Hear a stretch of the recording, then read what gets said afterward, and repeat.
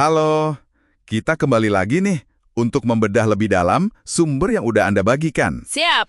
Kali ini fokus kita spesifik banget ya ke satu bab dari The Storyteller's Secret, bab 36. Betul. Yang judulnya juga langsung kena. Dari hati saya, bukan dari selembar kertas. Tepat. Dan tokoh utamanya Malala Yousafzai. Ini pasti menarik. Iya, sumber ini ngajak kita lihat gimana sih kekuatan bicara dari hati itu. Maksudnya, ini bukan cuma slogan motivasi biasa gitu, tapi beneran ada dampak nyatanya. Dan kisah Malala di sini jadi contoh yang kuat banget soal transformasi cara komunikasi. Oke. Mari kita langsung aja. Sumber yang Anda kasih ini kan cerita soal masa muda Malala ya.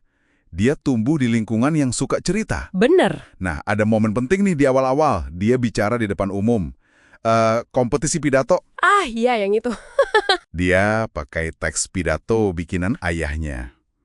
Hasilnya, juara 2. Kedengarannya oke, tapi buat Malala, ini justru jadi kayak pemicu ya. Iya, momen itu krusial banget. Kayaknya di situ dia sadar sesuatu yang fundamental gitu. Sesuatu yang penting ya. Sumber ini bahkan ngutip langsung pemikiran Malala setelah momen itu. Dia bilang kurang lebih, saya mulai nulis pidato saya sendiri dan mengubah cara saya menyampaikannya dari hati saya daripada dari selembar kertas. Wow. Ini bukan cuman ganti gaya ngomong loh, tapi kayak filosofi komunikasinya berubah total. Dia nemuin suaranya sendiri. Dan perubahan filosofi ini, wah dampaknya luar biasa ya, seperti yang sumber Anda detailkan. Kita loncat ke pidatonya di PBB deh. Nah, itu dia. Itu kan setelah dia selamat dari serangan yang hampir merenggut nyawanya. Udah nggak ada lagi teks kaku dari orang lain. Betul. Yang ada cuma Malala bicara dari keyakinan paling dalam, dari pengalamannya langsung.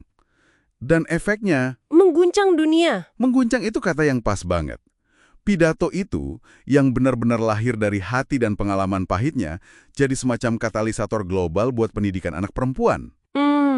Sumber ini nunjukin gimana keaslian sama keberanian dia di pidato itu bikin dia jadi simbol harapan, simbol perlawanan. Dan akhirnya dia dapat Nobel Perdamaian termuda. Itu bukti nyata banget kan kekuatan suara otentiknya? Tepat sekali, bukti konkret. Saya jadi penasaran nih, sumbernya ngejelasin nggak sih kenapa gitu? Bicara dari hati itu bisa seefektif itu. Selain soal emosi ya, ada elemen lain gitu. Nah, ini bagian yang menarik juga. Sumber yang Anda bagikan ini coba menghubungkannya dengan struktur naratif dasar. Struktur naratif. Maksudnya? Jadi meskipun Malala mungkin nggak sengaja ya bikin pidato Nobelnya pakai formula tertentu, penulis buku ini nunjukin kalau pidato itu secara alami kayak punya elemen cerita yang kuat.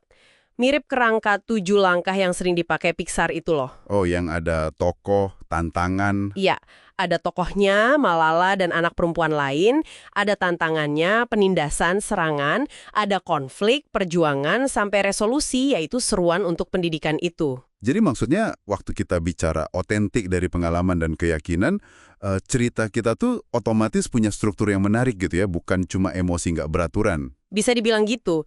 Keaslian itu seolah ngebuka kunci kemampuan cerita alami yang kita punya. Strukturnya muncul bukan karena dibuat-buat, tapi karena emang merefleksikan pengalaman manusia secara umum. Ada perjuangan, ada harapan. Masuk akal. Nah, ini yang bikin audiens, bukan cuma yang di PBB ya, tapi siapa aja yang denger jadi terhubung secara mendalam. Pantesan dampaknya bisa global ya, dan sumbernya juga nambahin lapisan inspirasi lain kan, soal panutan Malala sendiri. Betul banget. Disebutin kalau nama Malala itu sendiri terinspirasi dari Malalai dari Maiwand. Siapa itu? Dia itu pahlawan perempuan Pashtun legendaris dari abad ke-19.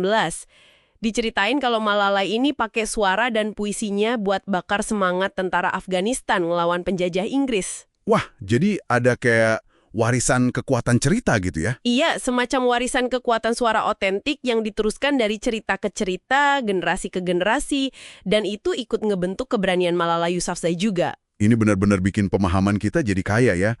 Jadi bukan cuma soal teknik ngomong, tapi juga soal berani nemuin suara sendiri, nyambung ke cerita leluhur, dan percaya sama pengalaman pribadi. Luar biasa memang. Gimana satu bab ini bisa padat banget maknanya dari sumber yang Anda berikan. Jadi intinya apa nih pelajaran utamanya? Intinya, pelajaran dari bab 36 ini jelas banget. Ninggalin naskah, ya dalam arti sebenarnya atau kiasan ya, dan milih buat bicara dari keyakinan dan pengalaman pribadi, itu punya kekuatan yang bisa mengubah. Transformasional. Jadi keaslian itu bukan cuma pemanis. Bukan, itu fondasinya malah. Fondasi komunikasi yang benar-benar bisa ngegerakin orang, bisa bikin perubahan. Pesan utamanya jadi kerasa lebih dalam ya setelah kita bedah detailnya dari sumber Anda ini. Bukan cuma jadilah diri sendiri yang klise gitu. Iya, ada prosesnya. Ada penemuan diri, ada struktur alami dalam cerita yang jujur itu, dan ada warisan inspirasi juga di baliknya. Kemampuan buat nyambung secara emosional lewat cerita pribadi yang jujur itu kuncinya ya. Banget. Itu kunci buat nggak cuma ngasih info, tapi beneran menginspirasi orang buat bertindak. Kisah Malala ini contoh sempurnanya lah. Nah, ini sebagai penutup nih buat Anda yang dengerin, coba renungkan dari pembahasan sumber ini ya. Seberapa sering sih dalam komunikasi yang penting, entah di kerjaan, komunitas, atau sama orang terdekat Anda, beneran ngasih izin diri sendiri buat ngomong langsung dari hati, bukan cuma ngikutin naskah yang mungkin diharapkan orang lain. Dan coba bayangkan gitu, apa ya dampaknya kalau Anda lebih sering melakukannya? Sesuatu untuk dipikirkan lebih lanjut pastinya.